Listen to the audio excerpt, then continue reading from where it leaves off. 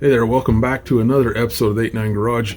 In today's episode, we are not going to be working on a car, we're going to be working on computers. Some of you may or may not know that is actually what I do for a living, is I work on computers. Case in point is my wife's laptop.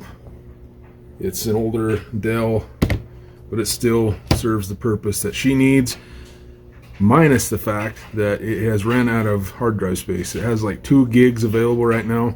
I'm not too sure why, but it only came with a 128 gig hard drive, so we're going to remedy that today.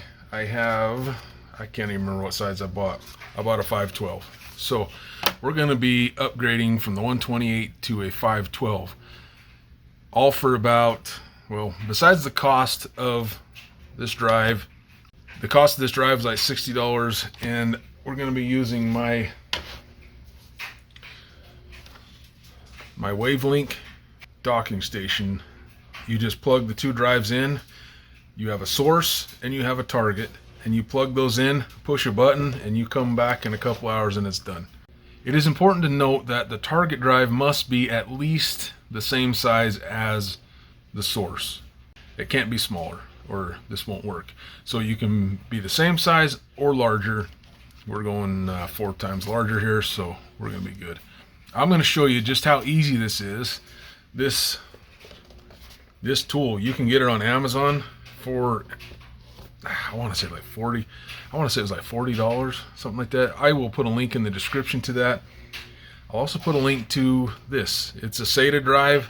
That's one caveat, is it does have to be SATA. Let's just do this. Depending on what laptop you have, you may need a Philips, you may need a little Torx. This one is Philips. Most Dells are Philips.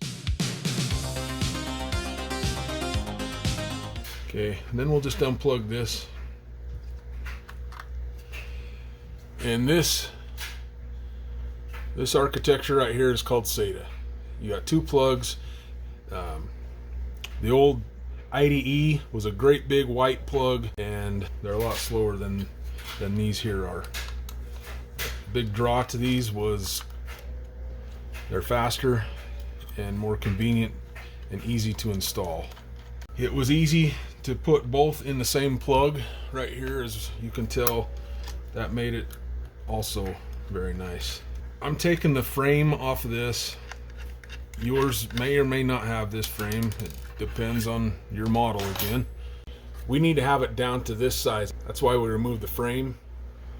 This here is our target drive, the one I just pulled out of the box, and this one here is our source, the one that I just pulled out of the laptop.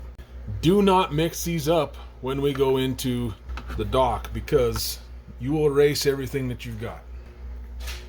Here's our box right here. As you can tell, that's where the 2.5 drives go, and this is where the 3.5, by just using that door. It comes with power, and also it comes with a USB cable. You could actually read the data off the drive with that cable through this dock if you wanted to. Start with this turned off, by the way, when you go to plug this in. Now again, target. So our target that we're shooting at is the brand new drive. And if you look down in here, there's a small, and if you look there too, there's a small and a big one. The small goes to the inside. So we'll just go straight down like that. That's in. Same thing's going to happen with this one here, only this is our source. So we're going to go right here. All right, now we got both hard drives loaded in here. We're going to go ahead and turn this on now. I'm going to wait for both of these to show up, showing that it can see a target and a source drive. It sees both. So now we take and push this for 3 seconds. You'll see these start to flash. Release, push again, and now we're started. As soon as this goes solid all the way around here to where it says 100%, we will be done. All right, we are done. It's been roughly an hour. Depending on how much data is on your original disk, that will play a factor in how long this actually takes to get done. So now that we're right here, we're done. All these are solid to 100%. We're going to go ahead and flip the switch on the back. And we're going to dislodge both of these discs. I'm going to set the old one off to the side.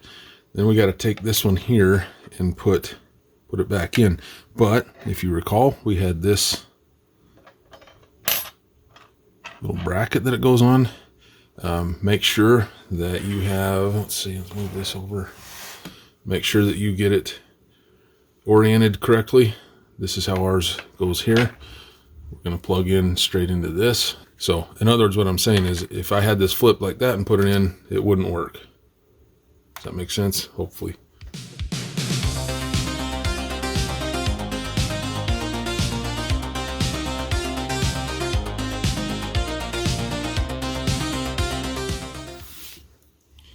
Okay, we got all those screws in now. We're going to take this here, open it up. I'm going to start it up. The first boot will take a little bit longer because this is a new drive and it's recognizing that right now, and it will need to load drivers for the new drive. Because this is made by Dell, there's a good chance that this will not allow us to extend the volume. We're going to look here in just a second as soon as Windows comes up all the way. As you can tell right here, Windows still is recognizing this as a 120 gig drive. And well, now it says we have 3.42 gigs available. That's a little bit more than it was. But we're going to go into disk management. Right here for create, format, hard disk partitions. We're going to look, and sure enough, there's a recovery volume. If these two were right next to each other, we could just automatically extend this volume. But as you can tell right here, that is not the case. That's grayed out. We can shrink it, no extend. So to fix that, we're going to go to a command prompt, run as admin. And then we're going to go into the function called disk partition, which is diskpart. And then we're going to go to list.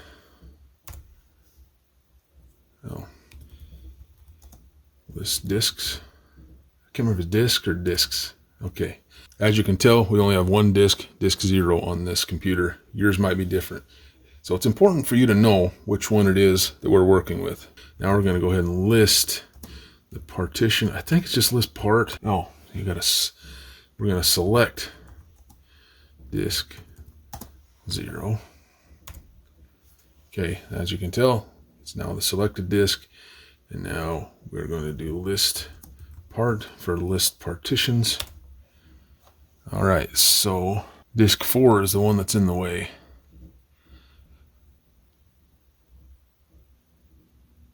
The one that says recovery right here. That's the one that's in the road. Now we're going to go ahead and select part, whatever partition you guys need. Now it's selected. Okay, and then we're going to go ahead and type delete part override. All right, so now if we go, let's just minimize this. As you can tell, now we have two adjacent drives next to each other, and we should be able to go ahead here and hit extend. And then I'm just going to maximize so it's all one drive. Next, finish, bam.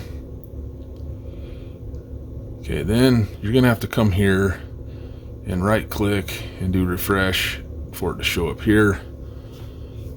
And there we are. We have 368 gigs free. That's the way you do this. Bob's your uncle. This is a very handy tool to have around.